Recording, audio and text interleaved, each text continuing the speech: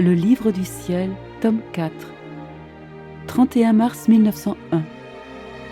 Inconstance et instabilité. Dimanche de Rameau.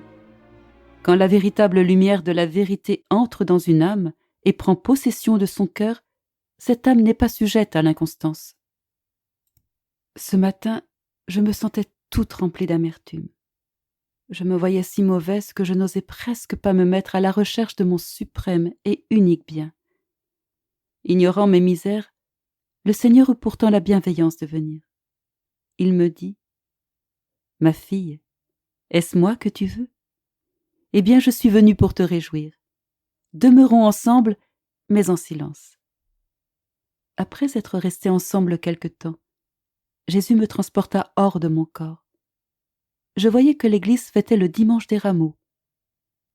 Rompant son silence, Jésus me dit : « Que d'instabilité, que d'inconstance ! Aujourd'hui, ils ont crié « Hosanna » en me proclamant leur roi.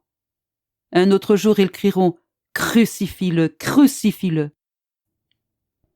Ma fille, la chose qui me déplaît le plus, c'est l'inconstance et l'instabilité, car cela est le signe que la vérité n'habite pas l'âme. Il peut en être ainsi dans le domaine de la religion.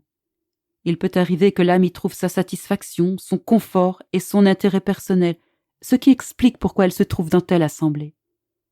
Le lendemain, ces mêmes choses peuvent paraître moins attirantes et on peut trouver l'âme au milieu d'un autre groupement.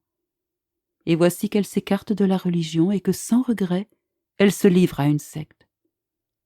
Quand la véritable lumière de la vérité entre dans une âme et prend possession de son cœur, cette âme n'est pas sujette à l'inconstance.